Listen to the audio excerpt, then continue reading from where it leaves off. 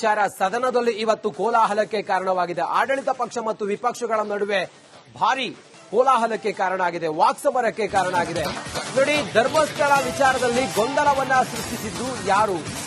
ಮತ್ತೆ ಸದನದಲ್ಲಿ ಬುರುಡೆ ಪ್ರಕರಣ ಸದ್ದಾಗ್ತಾ ಇದೆ. ಬಿಜೆಪಿ ವರ್ಸಸ್ ಕಾಂಗ್ರೆಸ್ ಧರ್ಮ ಯುದ್ಧ ಅನ್ನೋ ರೀತಿಯಲ್ಲಾಗಿದೆ. ಮುಸುಕುದಾರಿಯನ್ನ ಕರೆದುಕೊಂಡು ಬಂದವರು ಯಾರು ಅನ್ನೋದು ಪ್ರಶ್ನೆ.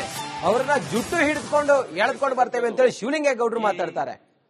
3 ತಿಂಗಳು ಏನ್ ಹೇಳಿದ್ರಲ್ಲ, ಆದಷ್ಟು ಶೀಘ್ರದಲ್ಲಿ 15 ದಿನ ಒಂದು ತಿಂಗಳು ಟೈಮ್ ಬೌಂಡ್ ಕೊಟ್ಕೊಂಡು ಹಗಲು ರಾತ್ರಿ ಮಾಡಿ. ಯಾಕಂದ್ರೆ ಇನ್ನು 3 ತಿಂಗಳು ಜನ ಆತಂಕದಲ್ಲಿ ಕಾಯಂತದ್ದು ಬೇಡ. ಯಾಕಂದ್ರೆ ಇದು ಬಹಳ ಸೂಕ್ಷ್ಮವಾದಂತ ವಿಚಾರ. ಗೃಹ ಸಚಿವರು ಅದನ್ನು ಸ್ವಲ್ಪ ಬೇಗ ಮಾಡಬೇಕು. ಆಮೇಲೆ SITಯಲ್ಲಿ ಆಯ್ತು, ಅದ್ರಲ್ಲಿ ತಪ್ಪಿತಸ್ಥರು ನಿರಾಪರಾಧಿಗಳು ಅಂತ ಆದ್ಮೇಲೆ ಅಲ್ಲಿಗೆ ಕೊನೆ ಮಾಡ್ತೀರಾ? ಇಲ್ಲ ಅಂತಾರೆ ತಿರುಗಿ ಇನ್ಯಾರೋ ಏನು ಹೇಳಿದ್ರು ಅಂತ ಹೇಳಿ ಅದನ್ನ ಮುಂದುವರ್ಸಕೊಂಡ ಹೋಗ್ತಕ್ಕಂಥದನ್ನ ದಯವಿಟ್ಟು ಮಾಡಬೇಡ್ರಿ.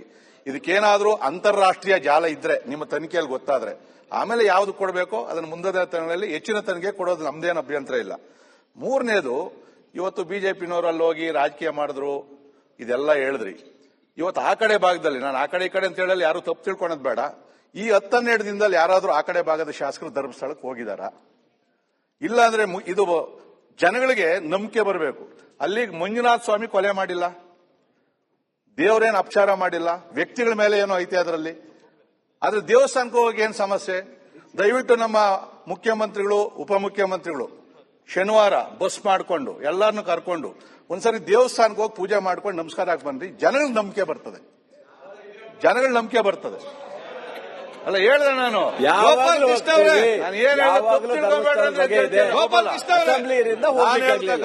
ಏನ್ ಹೇಳಿದ್ದಾರೆ ಈಗ ನಾವು ಬನ್ನಿ ಮುಗಿದ್ದಲ್ಲ, ರಾಜ್ಯಾಧ್ಯಕ್ಷರು ಎಲ್ಲರೂ ಹೋಗಿದ್ದೀವಿ. ಜನಗಳಿಗೆ ಒಂದ್ ಸ್ವಲ್ಪ ವಿಶ್ವಾಸ ಬಂದೈತೆ. ಮುಖ್ಯಮಂತ್ರಿಗಳು ತಾವು ಹೋದ್ರೆ ಇಡೀ ದೊಡ್ಡ ಇಂಪ್ಯಾಕ್ಟ್ ಆಗ್ತದೆ. ದೇವಸ್ಥಾನಕ್ಕೆ ಹೋಗ್ರಿ, ದೇವ್ರ ನಮಸ್ಕಾರ ಹಾಕ್ರಿ, ದೇವ್ರಿಗೇನು ಅಪಚಾರ ಆಗಿಲ್ಲ ಅಂತ ಹೇಳಿದ್ರೆ ನಮಗಿನ ಜಾಸ್ತಿ ಹೆಸರು ನಿಮ್ಗೆ ಬರ್ತದೆ. ಆಯ್ತು ವಿಶ್ವನಾಥ್, ದಯವಿಟ್ಟು ಹೋಗಿ ಬನ್ನಿ ಅಂತಕ್ಕಂಥ ಒಂದು ಸಲಹೆಯನ್ನು ಕೊಡ್ತಾ ಇದ್ದೀನಿ. ಸಭಾಧ್ಯಕ್ಷರೇ, ವಿಚಾರ ಸದನದಲ್ಲಿ ಇವತ್ತು ಕೋಲಾಹಲಕ್ಕೆ ಕಾರಣವಾಗಿದೆ. ಆಡಳಿತ ಪಕ್ಷ ಮತ್ತು ವಿಪಕ್ಷಗಳ ನಡುವೆ ಭಾರಿ ಕೋಲಾಹಲಕ್ಕೆ ಕಾರಣ ಆಗಿದೆ, ವಾಕ್ಸಮರಕ್ಕೆ ಕಾರಣ ಆಗಿದೆ. ನೋಡಿ, ಧರ್ಮಸ್ಥಳ ವಿಚಾರದಲ್ಲಿ ಗೊಂದಲವನ್ನ ಸೃಷ್ಟಿಸಿದ್ದು ಯಾರು? ಮತ್ತೆ ಸದನದಲ್ಲಿ ಬುರುಡೆ ಪ್ರಕರಣ ಸದ್ದಾಗ್ತಾ ಇದೆ. ಬಿಜೆಪಿ ವರ್ಸಸ್ ಕಾಂಗ್ರೆಸ್ ಧರ್ಮ ಯುದ್ಧ ಅನ್ನೋ ರೀತಿಯಲ್ಲಾಗಿದೆ. ಮುಸುಕುದಾರಿಯನ್ನ ಕರೆದುಕೊಂಡು ಬಂದವರು ಯಾರು ಅನ್ನೋದು ಪ್ರಶ್ನೆ. ಅವರನ್ನ ಜುಟ್ಟು ಹಿಡಿದುಕೊಂಡು ಎಳೆದುಕೊಂಡು ಬರ್ತೇವೆ ಅಂತೇಳಿ ಶಿವಲಿಂಗೇಗೌಡರು ಮಾತಾಡ್ತಾರೆ. 3 ತಿಂಗಳು ಏನ್ ಹೇಳಿದ್ರಲ್ಲ, ಆದಷ್ಟು ಶೀಘ್ರದಲ್ಲಿ 15 ದಿನ ಒಂದು ತಿಂಗಳು ಟೈಮ್ ಬೌಂಡ್ ಕೊಟ್ಕೊಂಡು ಹಗಲು ರಾತ್ರಿ ಮಾಡಿ. ಯಾಕಂದ್ರೆ ಇನ್ನು 3 ತಿಂಗಳು ಜನ ಆತಂಕದಲ್ಲಿ ಕಾಯಂತದ್ದು ಬೇಡ. ಯಾಕಂದ್ರೆ ಇದು ಬಹಳ ಸೂಕ್ಷ್ಮವಾದಂತ ವಿಚಾರ. ಗೃಹ ಸಚಿವರು ಅದನ್ನು ಸ್ವಲ್ಪ ಬೇಗ ಮಾಡಬೇಕು. ಆಮೇಲೆ SITಯಲ್ಲಿ ಆಯ್ತು, ಅದ್ರಲ್ಲಿ ತಪ್ಪಿತಸ್ಥರು ನಿರಾಪರಾಧಿಗಳು ಅಂತ ಆದ್ಮೇಲೆ ಅಲ್ಲಿಗೆ ಕೊನೆ ಮಾಡ್ತೀರಾ? ಇಲ್ಲ ಅಂತಾರೆ ತಿರುಗಿ ಇನ್ಯಾರೋ ಏನು ಹೇಳಿದ್ರು ಅಂತ ಹೇಳಿ ಅದನ್ನ ಮುಂದುವರ್ಸಕೊಂಡ ಹೋಗ್ತಕ್ಕಂಥದನ್ನ ದಯವಿಟ್ಟು ಮಾಡಬೇಡ್ರಿ. ಇದಕ್ಕೇನಾದ್ರೂ ಅಂತಾರಾಷ್ಟ್ರೀಯ ಜಾಲ ಇದ್ರೆ ನಿಮ್ಮ ತನಿಖೆಯಲ್ಲಿ ಗೊತ್ತಾದ್ರೆ ಆಮೇಲೆ ಯಾವ್ದು ಕೊಡಬೇಕೋ ಅದನ್ನ ಮುಂದಿನ ದಿನಗಳಲ್ಲಿ ಹೆಚ್ಚಿನ ತನಿಖೆ ಕೊಡೋದು ನಮ್ದೇನು ಅಭ್ಯಂತರ ಇಲ್ಲ. 3ನೇದು, ಇವತ್ತು ಬಿಜೆಪಿನವರು ಅಲ್ಲಿ ಹೋಗಿ ರಾಜಕೀಯ ಮಾಡಿದ್ರು, ಇದೆಲ್ಲ ಹೇಳಿದ್ರಿ. ಇವತ್ತು ಆ ಕಡೆ ಭಾಗದಲ್ಲಿ, ನಾನು ಆ ಕಡೆ ಈ ಕಡೆ ಅಂತ ಹೇಳಲಿ ಯಾರು ತಪ್ಪು ತಿಳ್ಕೊಳೋದು ಬೇಡ, ಈ 10-12 ದಿನದಲ್ಲಿ ಯಾರಾದ್ರೂ ಆ ಕಡೆ ಭಾಗದ ಶಾಸಕರು ಧರ್ಮಸ್ಥಳಕ್ಕೆ ಹೋಗಿದಾರ? ಇಲ್ಲ ಅಂದ್ರೆ ಇದು ಜನಗಳಿಗೆ ನಂಬಿಕೆ ಬರಬೇಕು. ಅಲ್ಲಿ ಮಂಜುನಾಥ ಸ್ವಾಮಿ ಕೊಲೆ ಮಾಡಿಲ್ಲ, ದೇವರೇನು ಅಪಚಾರ ಮಾಡಿಲ್ಲ, ವ್ಯಕ್ತಿಗಳ ಮೇಲೆ ಏನೋ ಐತೆ ಅದರಲ್ಲಿ. ಆದ್ರೆ ದೇವಸ್ಥಾನಕ್ಕೆ ಹೋಗಿ ಏನ್ ಸಮಸ್ಯೆ? ದಯವಿಟ್ಟು ನಮ್ಮ ಮುಖ್ಯಮಂತ್ರಿಗಳು ಉಪಮುಖ್ಯಮಂತ್ರಿಗಳು ಶನಿವಾರ ಬಸ್ ಮಾಡಿಕೊಂಡು ಎಲ್ಲರನ್ನು ಕರ್ಕೊಂಡು ಒಂದ್ಸರಿ ದೇವಸ್ಥಾನಕ್ಕೆ ಹೋಗಿ ಪೂಜೆ ಮಾಡ್ಕೊಂಡು ನಮಸ್ಕಾರ ಹಾಕಿ ಬನ್ರಿ. ಜನಗಳ ನಂಬಿಕೆ ಬರ್ತದೆ, ಜನಗಳ ನಂಬಿಕೆ ಬರ್ತದೆ. ಅಲ್ಲ ಹೇಳಿದೆ ನಾನು,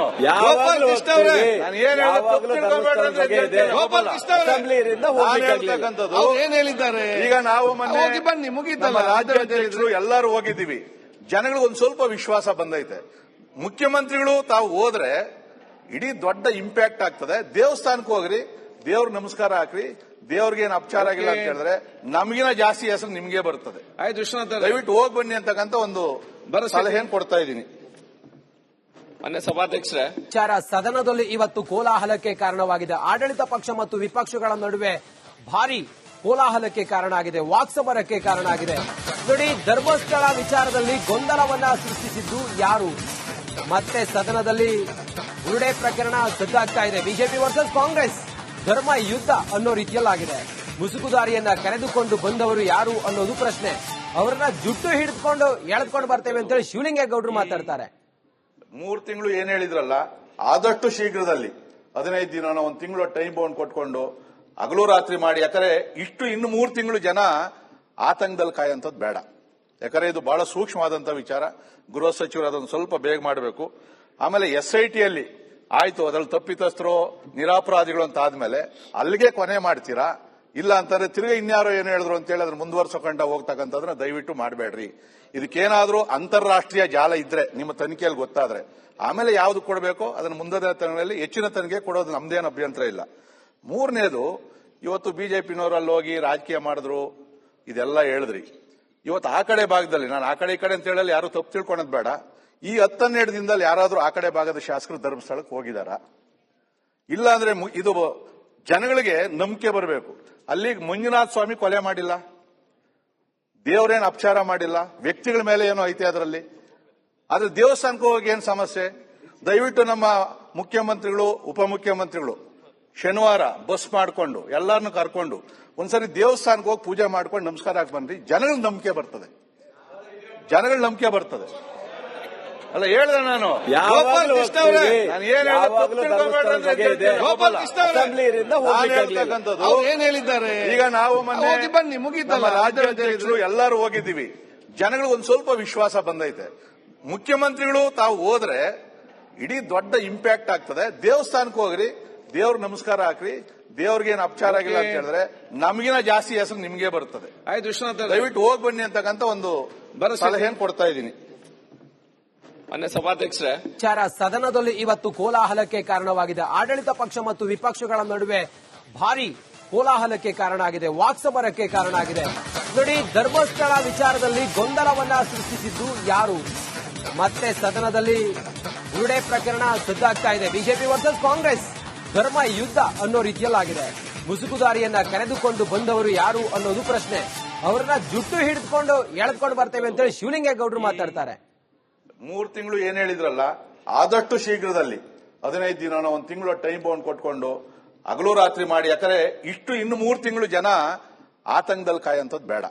ಯಾಕಂದ್ರೆ ಇದು ಬಹಳ ಸೂಕ್ಷ್ಮವಾದಂತ ವಿಚಾರ. ಗೃಹ ಸಚಿವರು ಅದನ್ನು ಸ್ವಲ್ಪ ಬೇಗ ಮಾಡಬೇಕು. ಆಮೇಲೆ SITಯಲ್ಲಿ ಆಯ್ತು, ಅದ್ರಲ್ಲಿ ತಪ್ಪಿತಸ್ಥರು ನಿರಾಪರಾಧಿಗಳು ಅಂತ ಆದ್ಮೇಲೆ ಅಲ್ಲಿಗೆ ಕೊನೆ ಮಾಡ್ತೀರಾ, ಇಲ್ಲ ಅಂತಂದ್ರೆ ತಿರ್ಗಿ ಇನ್ಯಾರೋ ಏನು ಹೇಳಿದ್ರು ಅಂತ ಹೇಳಿ ಅದ್ರ ಮುಂದುವರ್ಸೋಕಂಡ ಹೋಗ್ತಕ್ಕಂಥದ್ರ ದಯವಿಟ್ಟು ಮಾಡಬೇಡ್ರಿ. ಇದಕ್ಕೇನಾದ್ರೂ ಅಂತಾರಾಷ್ಟ್ರೀಯ ಜಾಲ ಇದ್ರೆ ನಿಮ್ಮ ತನಿಖೆಯಲ್ಲಿ ಗೊತ್ತಾದ್ರೆ ಆಮೇಲೆ ಯಾವ್ದು ಕೊಡಬೇಕೋ ಅದನ್ನ ಮುಂದಿನ ದಿನಗಳಲ್ಲಿ ಹೆಚ್ಚಿನ ತನಿಖೆ ಕೊಡೋದು ನಮ್ದೇನು ಅಭ್ಯಂತರ ಇಲ್ಲ. ಮೂರನೇದು, ಇವತ್ತು ಬಿಜೆಪಿನವರು ಅಲ್ಲಿ ಹೋಗಿ ರಾಜಕೀಯ ಮಾಡಿದ್ರು, ಇದೆಲ್ಲ ಹೇಳಿದ್ರಿ. ಇವತ್ತು ಆ ಕಡೆ ಭಾಗದಲ್ಲಿ, ನಾನು ಆ ಕಡೆ ಈ ಕಡೆ ಅಂತ ಹೇಳಲಿ ಯಾರು ತಪ್ಪು ತಿಳ್ಕೊಳೋದು ಬೇಡ, ಈ 10-12 ದಿನದಲ್ಲಿ ಯಾರಾದ್ರೂ ಆ ಕಡೆ ಭಾಗದ ಶಾಸಕರು ಧರ್ಮಸ್ಥಳಕ್ಕೆ ಹೋಗಿದಾರ? ಇಲ್ಲ ಅಂದ್ರೆ ಇದು ಜನಗಳಿಗೆ ನಂಬಿಕೆ ಬರಬೇಕು. ಅಲ್ಲಿ ಮಂಜುನಾಥ ಸ್ವಾಮಿ ಕೊಲೆ ಮಾಡಿಲ್ಲ, ದೇವರೇನು ಅಪಚಾರ ಮಾಡಿಲ್ಲ, ವ್ಯಕ್ತಿಗಳ ಮೇಲೆ ಏನೋ ಐತೆ ಅದರಲ್ಲಿ. ಆದ್ರೆ ದೇವಸ್ಥಾನಕ್ಕೆ ಹೋಗಿ ಏನ್ ಸಮಸ್ಯೆ? ದಯವಿಟ್ಟು ನಮ್ಮ ಮುಖ್ಯಮಂತ್ರಿಗಳು, ಉಪಮುಖ್ಯಮಂತ್ರಿಗಳು ಶನಿವಾರ ಬಸ್ ಮಾಡ್ಕೊಂಡು ಎಲ್ಲಾರನ್ನು ಕರ್ಕೊಂಡು ಒಂದ್ಸರಿ ದೇವಸ್ಥಾನಕ್ಕೆ ಹೋಗಿ ಪೂಜೆ ಮಾಡ್ಕೊಂಡು ನಮಸ್ಕಾರ ಹಾಕಿ ಬನ್ರಿ. ಜನಗಳ ನಂಬಿಕೆ ಬರ್ತದೆ, ಜನಗಳ ನಂಬಿಕೆ ಬರ್ತದೆ. ಅಲ್ಲ ಹೇಳಿದೆ ನಾನು, ಗೋಪಾಲ್ ಕೃಷ್ಣ ಅವರೇ, ನಾನು ಏನ್ ಹೇಳ್ತಕ್ಕಂಥದ್ದು ಏನ್ ಹೇಳಿದ್ದಾರೆ? ಈಗ ನಾವು ಹೋಗಿ ಬನ್ನಿ, ಮುಗೀತಲ್ಲ. ರಾಜ್ಯಾಧ್ಯಕ್ಷರು ಎಲ್ಲರೂ ಹೋಗಿದ್ದೀವಿ, ಜನಗಳಿಗೆ ಒಂದ್ ಸ್ವಲ್ಪ ವಿಶ್ವಾಸ ಬಂದೈತೆ. ಮುಖ್ಯಮಂತ್ರಿಗಳು ತಾವು ಹೋದ್ರೆ ಇಡೀ ದೊಡ್ಡ ಇಂಪ್ಯಾಕ್ಟ್ ಆಗ್ತದೆ. ದೇವಸ್ಥಾನಕ್ಕೆ ಹೋಗ್ರಿ, ದೇವ್ರ ನಮಸ್ಕಾರ ಹಾಕ್ರಿ, ದೇವ್ರಿಗೇನು ಅಪಚಾರ ಆಗಿಲ್ಲ ಅಂತ ಹೇಳಿದ್ರೆ ನಮಗಿನ ಜಾಸ್ತಿ ಹೆಸರು ನಿಮ್ಗೆ ಬರ್ತದೆ. ಆಯ್ತು ವಿಶ್ವನಾಥ್, ದಯವಿಟ್ಟು ಹೋಗಿ ಬನ್ನಿ ಅಂತಕ್ಕಂಥ ಒಂದು ಸಲಹೆಯನ್ನು ಕೊಡ್ತಾ ಇದ್ದೀನಿ. ಮಾನ್ಯ ಸಭಾಧ್ಯಕ್ಷರೇ,